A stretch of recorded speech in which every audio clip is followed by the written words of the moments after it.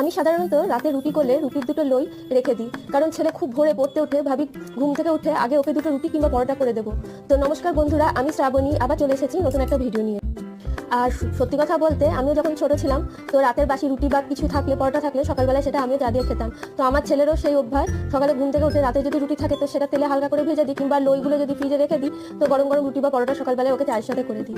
আর সকালবেলায় উঠে তো রান্না করতে হয়, ওই জন্য চা খাওয়ার আগে ভাতটা বসিয়ে দিই, তারপর তরি তরকারিগুলো কেটে নিই। তো আজকে করবো লাউয়ের ঘন্ট, তাও আবার মুসুরির ডাল দিয়ে। তো পেঁয়াজটাকে ভালো করে ভেজে নিয়ে আদা রসুন দিয়ে দিয়েছি, তারপর লাউটাকে দিয়ে দিলাম। মুসুরির ডাল দিয়ে লাউয়ের এই ঘন্টটা আমি আমার শাশুড়ির কাছে শিখেছিলাম। আর এই রান্নাটা খুব সহজ আর খুব কম সময়ে হয়ে যাবে। তো উপর থেকে কিছুটা মুসুরির ডাল ধুয়ে দিয়ে দিয়েছি, আর নুন আর হলুদ দিয়ে দিলাম। এরপর লাউটাকে একটু নাড়াচাড়া করে ঢেকে দেবো, আর লাউয়ের জলে রান্নাটা পুরো হয়ে যাবে। তো পাবদা মাছ আর আলু কুমড়ো ভাজা। তো আলু কুমড়ো ভাজাটা আমার ছেলে খেতে খুব ভালোবাসে, ওই জন্য আজকে আলু কুমড়ো ভাজা করবো। আর পাবদা মাছটা বাড়িতে সকলেই পছন্দ করে। তো এদিকে ভাত রান্না আমার হয়ে গেছে, আর রান্না করতে করতে আমি চেষ্টা করি যে বাসনগুলো হয় সেগুলো সঙ্গে সঙ্গে ধুয়ে নিতে, এতে আমার কাজ কিছুটা এগিয়ে থাকে। আর আমার নিজের কাজ নিজে না করলে যেন কোনো কাজই পছন্দ হয় না। তো রান্না করতে করতে বাসনও ধুয়ে নিই, সেই সঙ্গে রান্নাটাও করে নিই। তো লাউটা এদিকে আমার হয়ে এসেছে, আর লাউ দিয়ে অনেকটাই জল বেরিয়েছে। লাউটা যেহেতু কচি ছিল ওই জন্য খুব একটা সময় লাগেনি লাউটা রান্না করতে। আর সবশেষে একটু ঘি দিয়ে গ্যাস বন্ধ করে লাউটাকে ঢেকে রাখলাম। আর ঘি দেওয়ার পর কিংবা গরম মশলা দেওয়ার পর কিছুক্ষণ ঢেকে রাখলে সেই ঘি বা গরম মশলার গন্ধটা কিন্তু পুরো রান্নাটাতে খুব সুন্দরভাবে মিশে যায়, এতে খেতে কিন্তু খুব ভালো লাগে।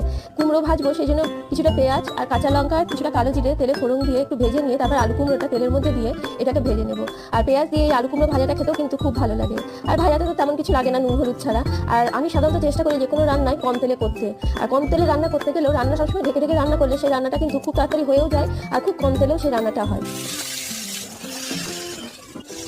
আমার এই পাবদা মাছ ভাজতে খুব ভয় লাগে। বেশিরভাগ সময় পাবদা মাছ ভাজতে গেলে এত তেল ছিটকায়, ঢেকে ঢেকে সবসময় পাবদা মাছ ভাজি। আর মনে হয় যেন সে যুদ্ধ করছি পাবদা মাছ ভাজতে গিয়ে।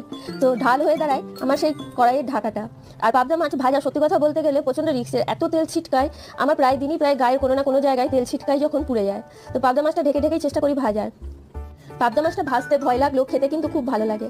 আর পাবদা মাছটা রান্না করতে তেমন কিছু মশলা কিন্তু প্রয়োজন পড়ে না। তো কড়াইয়ে কিছুটা কালো জিরে, পেঁয়াজ আর কাঁচা লঙ্কা ফোড়ন দিয়ে লাল করে ভেজে নিয়েছি। আদা রসুনের পেস্ট দিয়ে একটু নেড়ে চেড়ে নিয়ে হলুদ গুঁড়ো, জিরে গুঁড়ো, ধনে গুঁড়ো আর লঙ্কা গুঁড়ো দিয়ে দিয়েছি, আর সঙ্গে একটা গোটা টমেটো কেটে রেখেছিলাম সেটাও দিয়ে ভালো করে মশলাটাকে কষিয়ে নিব। আর মশলাটা কষানোর সময় সামান্য একটু জল দিয়েছি।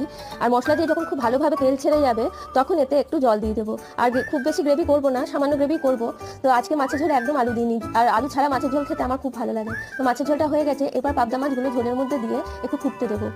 আর আমার রান্না প্রায় শেষের দিকে। তো আজকের ভিডিওটা এখানেই শেষ করছি, আবার দেখা হবে অন্য কোনো ভিডিওতে। তো বরের লাঞ্চ একদম রেডি করে দিয়েছি, আজকে যা যা রান্না করেছি সেগুলোই দিয়ে দিয়েছি।